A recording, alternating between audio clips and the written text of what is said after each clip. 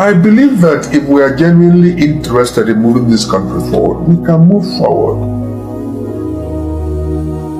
Ojukwu said it several times, it will be difficult to exist on our own. And we told him, we don't have any other place outside our hometown, and Nigeria does not want us. So declare this thing. They will fight us, we'll try. And when he declared it, I know Hassan Katsina said, it's going to last for 48 hours. That was how the war started. And it lasted for nearly 3 years. It started on the, I think, 7th of July and ended on the 12th of January. July 1937, 12th of January 1970. It's all part of our history. And I think it's good for us to forget all about this history of ours. If we have learned lessons from this history, let us now use those lessons. But we don't seem to be keen on experimenting with the lessons we must have learned from all this history that I've just given to you. When Nigeria became independent, I was already in St. John's College, Kaduna, in 1960. I know Nigeria's history through and through. Let us be honest for a change. Ojukwu looked for all means of ensuring that the country does not break up. He went to Aburi. All the agreements that were reached in Aburi were reneged on by the Nigerian government under General Gowon. In fact, the BBC then made a statement. The BBC said that Ojukwu, who is an Oxford graduate, had outsmarted Gowon. That was what the BBC said. It was this same BBC that said after the military coup that the Igbos have decapitated the leadership of the North. See, when you talk about the Igbos, there's always this tendency to feel that Igbos are not part of this country. There are 3 major tribes that make up Nigeria, Hausa, Igbo, Yoruba. And before the creation of 12 states, we had 4 regions: the North, the West, the East, and the Midwest. Whatever we are compelled to endure today as nnamdikanu is the direct consequence of the coup of January 15. It was organized by soldiers. They know best why they organized the coup. I cannot tell you this is the person who was in charge of that coup or who led it, because I'm not a soldier, I wasn't there. But because the most prominent name during that coup was Chukwumanzogu, there is this conclusion that it was an Igbo coup. And if you look at developments, they tend to justify their assumption. And I'll tell you why. People were killed in the north, Ahmadu Bello, Fabalewa, etc., and some soldiers. In the west, Adelabu was killed. In the Midwest, Okotiebo was killed. In the East, nobody was touched. It was intact. The person who was mandated to eliminate Ekpa'S was Ifajuna. That was when Archbishop Macarius was visiting. And his excuse was that he couldn't kill Ekpa'S in front of Archbishop Macarius. And this was why the coup failed in the East. So because the coup failed in the East and succeeded in other parts of the country, gave rise to this general feeling that it was an Igbo coup. Then of course, the name Chukwuma Nzogu. Chukwuma Kaduna Nzogu was an ex-student of St. John's College, Kaduna. That was my school. He left the school before I came in. From what I hear, was very close to the president of the North there, the premier of the North there, and he handled the operation up north. I was in Zaria then, the Nigerian Railways with my father. And what happened directly afterwards, particularly on the 29th of July, a terrible experience, and then it just continued to ricochet like that. 29th of September. Suddenly, the social media is awash with materials about January 15 and the aftermath. And I begin to ask myself, why is it necessary at this time to dig into the past? You see, give a dog a bad name and you hang it. There's a clamor for Igbo presidency. So all the things are being churned out. I don't believe that we are serious about the unity of this country. I don't think so. If we are sometimes, well, we should be bold enough to tell ourselves that bygones will be bygone. If you keep looking backwards, you can never move forwards. We made our mistakes. We can forget that mistake, those mistakes now, and turn a new leaf if we are serious about wanting this country to move forward. Then you ask yourself, why can't the Igbos and the Yorubas get together in a political union? I will give you the answer. It's going to be very difficult. The Igbo man is not a very astute politician, no. If you hurt the Igbo man once, he's not likely to ever forget it. The Igbo man does not believe that perfidy is an ingredient of politics, treachery, no. So in the late 50s, Dr. Nnamdi who was then in charge of the NCNC, by the way, he didn't just acquire the NCNC, no. Herbert Macaulay was the person in charge of the NCNC. Herbert Macaulay died in Kanu in 1946. Before then, he had made Zik the secretary of the NCNC. So when he died, Zik naturally assumed headship of the party. It was not an Igbo party. This was why Zik was able to win an election in Western Nigeria. What happened? It was his responsibility to form the government. The night before he was to form that government, all the Yoruba adherents of that party moved over to Obafemi Awolowo's action group. Quote me, his history. Ask Femi Fani-Kayode, he will tell you what I'm telling you now. Because he's a young man that believes in the truth. He doesn't think that distorting history will do us any good. From that moment till now, the Igbos have had a very deep distrust for the Yoruba man. It is a very, very simple thing. That's it. Now, Zik ran down to the east.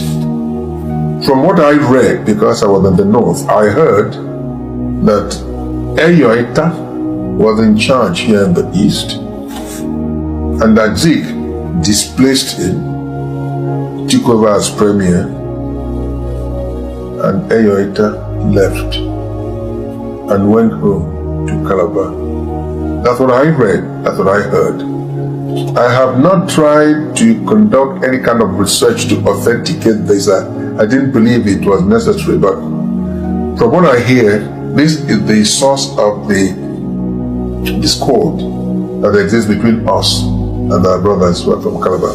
That's what I heard. So you see, if you dig deep into our evolutionary political history, you will see the reason why there are these prejudices that can't die very, very easily. I was raised in northern Nigeria. My best friends are from northern Nigeria. I was compelled to migrate to the south because of violence, internecine violence, and they have to stay to be killed. Now, on the 27th of May, Nigeria was broken into 12 states. It was political. All of us who have been killed in various parts of the country had come back. Ojukwu said, come back. If they don't want us, let us at least stay in our hometowns. They were killing people from Cross River, from Rivers, Goja. Yes, they were killing them because we all look alike. Ojukwu asked us, would you want Biafra? I said, well, since we're not wanted in Nigeria, give us Biafra. He did not on his own pull out of Nigeria. Please, let his spirit rest in peace. He was compelled to. General Govt is still alive. He's a Christian. I believe that if you approach him, he will tell you exactly what I am telling you now. A lot of people will tell you that Ojukwu broke away. Ojukwu declared, let us be honest for a change. Ojukwu looked for all means of ensuring that the country does not break up. He went to Aburi. All the agreements that were reached in Aburi were reneged on by the Nigerian government under General Govt. In fact, the BBC then made a statement. The BBC said that Ojukwu, who is an Oxford graduate, had outsmarted Govt. That was what the BBC said. It was this same BBC that said after the military coup that the Igbos have decapitated the leadership of the North, and the North is doing nothing about it. Major Richardson and Boyle, when Ahmadu Bello then said something will be done about it. And I think it was Suleiman Takuman who said, we are keeping quiet, not because we don't know what to do. When the time comes, we'll do what we have to do. All this is history, right? I keep saying it again. Why has it become necessary to unearth all these things now? Why? I believe that if we are genuinely interested in moving this country forward, we can move forward. Ojukwu said it several times, it will be difficult to exist on our own. And we told him, we don't have any other place outside our hometown, and Nigeria does not want us. So declare this thing. They will fight us, we'll try. And when he declared it, I know Hassan Katsina said, it's going to last for 48 hours. That was how the war started. And it lasted for nearly 3 years. It started on the, I think, 7th of July and ended on the 12th of January. July 1937, 12th of January 1970. It's all part of our history. And I think it's good for us to forget all about this history of ours. If we have learned lessons from this history, let us now use those lessons. But we don't seem to be keen on experimenting with the lessons we must have learned from all this history that I've just given to you. We don't.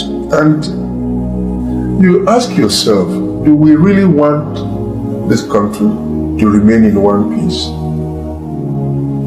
The West is beginning to clamor for Oduduwa. The East wants Biafra.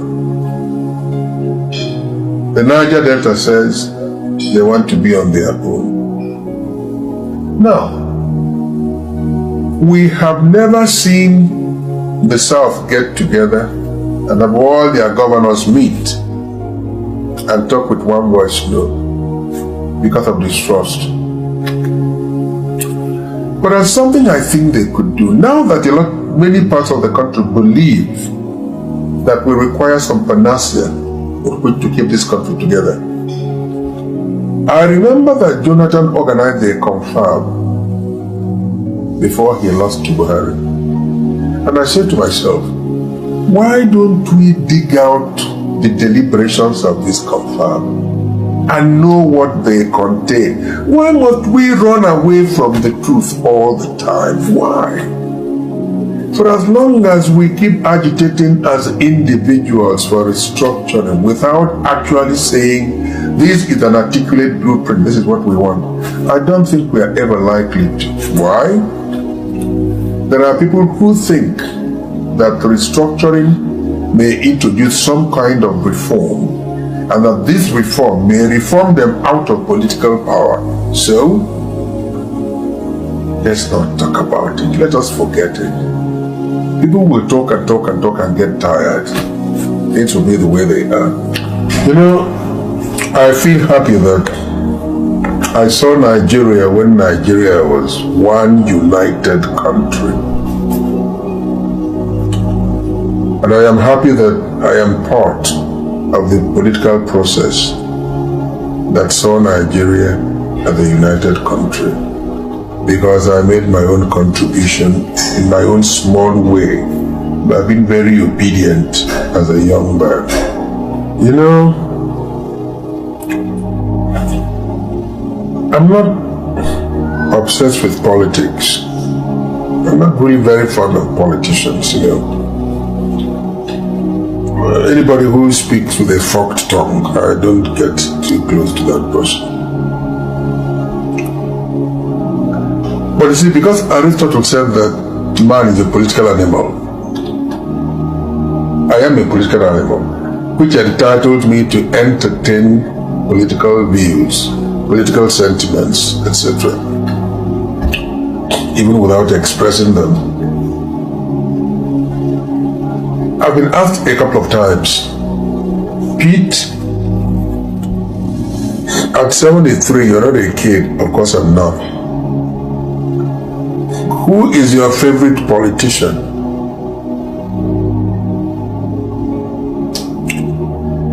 I have never minced words in telling them Obafemi Awolowo. Yeah, Awolowo is my favorite politician. I'll talk about him in the present tense for very obvious reasons. Now, Awolowo was the only politician in this country I know who would tell you, I am going to execute this project. It is going to cost so and so amount, and this is where I will get the money from. No other politician has succeeded in doing that. No. At the time when a lot of people were expecting us to see Awolowo through Zeke's eyes or through political eyes, and I said, look, I'm old enough to know what I want from people. No, you don't go to tell me this is the man you must prefer because he's your kinsman. I don't believe in such things, no. I may not have agreed with most of his policies, let's be honest, right? Because in some cases, of course, he tended to be parochial. But when he came up with free education, all the people in the West then, even people of Igbo stock, benefited from it. And for that, I owe him eternal gratitude. So when I talk about him as my ideal politician, it is because he says, I'm going to do this, and he goes ahead and he does it. He wasn't used to lying and all this, what we experience these days. No. He wasn't. And actually, Awolowo was a man of few words. He never spoke much. He was laconic. He wants to do this. This is what I'm going to do. And he, well, of course, he was an economist and a lawyer. So he didn't believe very much in over-investing in language and the rest of them. He did not. So he remains my favorite politician. All right. So, what is your thought about this? Honestly speaking, Pete EDOCHIE took time to explain these things, and believe in me, a lot of things he said here are things that I've been wondering, are things I've been asking questions about. Today, I know more about it. It's just unfortunate that this unfairness. Well, anyway, drop your comment on the comment section, whatever you think about it, all right? Just drop your own thoughts. We'll discuss at the comment section, all right? So thank you. I appreciate you for watching. And in case you're coming across my channel for the first time, please do well to subscribe, all right? Thank you, and God bless you. Good morning, good afternoon, and good evening, depending on whenever you are watching us from. It's another edition of Politics on the Street. You can subscribe to our YouTube channel, like our videos, share, comment for more political discourse. Pastor Pete EDOCHIE, the popular Nollywood actor, has come out to tell to warn Mr. President that Mazi and Kanu is not a problem. Simon Ekpa is not a problem. Biafra is not a problem. Face the Fulani elders who have been killing. Now, there are rumors that DSS might go after Pete EDOCHIE, for saying such words. Mazi, how can you answer this, sir? No, good morning, good afternoon, good evening, and good night, wherever you're watching us from. I remember my humble self, the Biafran evangelist. Now listen and listen good. Pete EDOCHIE telling the Mr. President that Mazi nnamdikanu is not a problem. That is good. Simon Ekpa is not the Nigerian problem. Yes, it's right. Biafra is not the reason why Nigeria is not progressing. 100% good. Nice one. Now, it is time that Nigeria should wake up from their slumber. Let them call a spade and see the root and face it. You understand? This is the high time that should face the Fulanis, because the Fulanis are the problem of Nigeria. You understand? You have not seen Igbo people or the Biafran people going to the north and begin to kill people anyhow, or come to the west and begin to kill people anyhow. You see Yorubas moving up and down, killing people and causing havoc on people. You understand? You don't see that, but you see Fulanis all over causing havoc. Even here, we are in Lagos State, last year, within a space of a month, they killed one person, one Yoruba man, at Oluwole Estate there. They killed another Yoruba man at Okera here. You understand? These same Fulani people. For what? Then the DSS, you are saying the DSS is going against him. Why should I go against him? Because he speak the truth. Should we not speak the truth any longer? Because you are in Nigeria. Let them go after him now. Because he's an Igbo man. It's not today they have been going after the truthful people, especially the ones that are Igbos. And let them go after him. Yes. Whenever once you are Igbo, they will come after you, because they know that what we are saying is always the truth. And Nigeria is a country that hates truth. Look at the Pharaoh to me. You understand? Look at the Pharaoh to me. That was how he was kidnapped from Lagos to Ekiti State. But glory be to God who intervened on his behalf. Today he's having his freedom. But for how long shall we continue on this? For how long shall we continue on this? When you see the truth, you will not stand on the truth. You prefer craftiness. That is why Nigeria is not moving forward. Nigeria is going backward. Look at the little nations. See Ghana. I could remember in the 80s, if I'm not mistaken, in the 80s when we in Nigeria here they say Ghana must go. Yes. Are you getting it? It was in the 80s. But currently, as I'm speaking to you now, Ghanaians are telling Nigerians to go. In their country. In their country. Do you know how many they used to deport? Do you know how many Nigerians they have deported? Look at Cameroon too, deported Nigeria. See South Africa last time, the way they massacred Nigerians. They killed Nigerians anyhow, and government didn't do anything under Muhammad Buhari. You understand? Muhammadu Buhari. You understand? And the government didn't do anything. Why? Because they themselves know that they are not doing it right.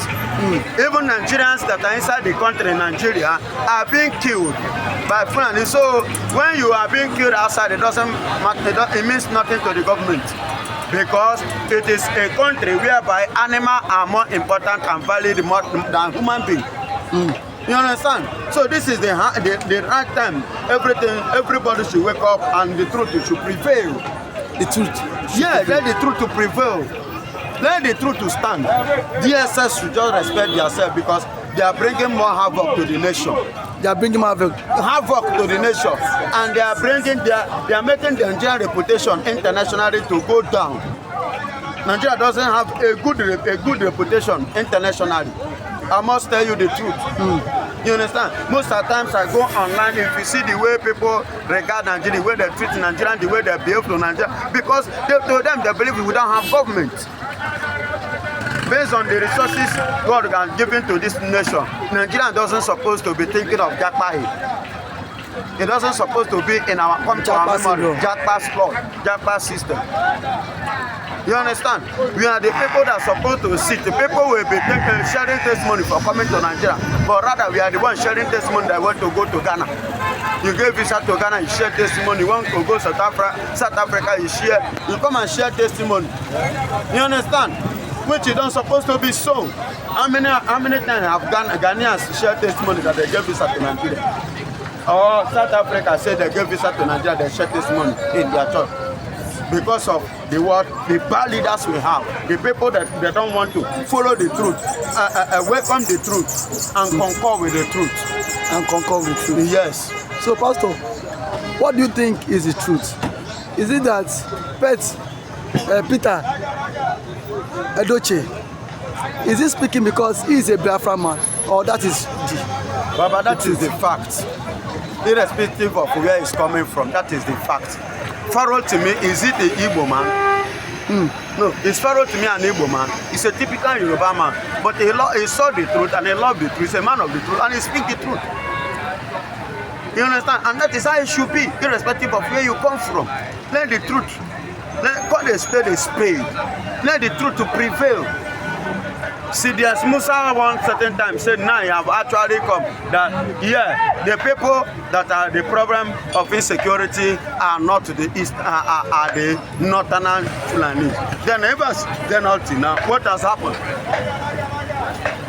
Since you know the cause of insecurity, the cause of it are the northern. What did you do? Hello.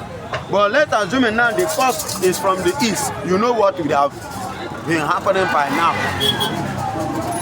See the protest, the peaceful protest we are doing just to have our freedom. See the way they are sending soldiers. See the way in Osumeni. See the way Nigerian military went to there and vandalized people's homes, set it ablaze.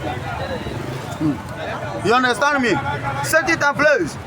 Many youth in Imo State, military are going house to house to go and kidnap them. For what?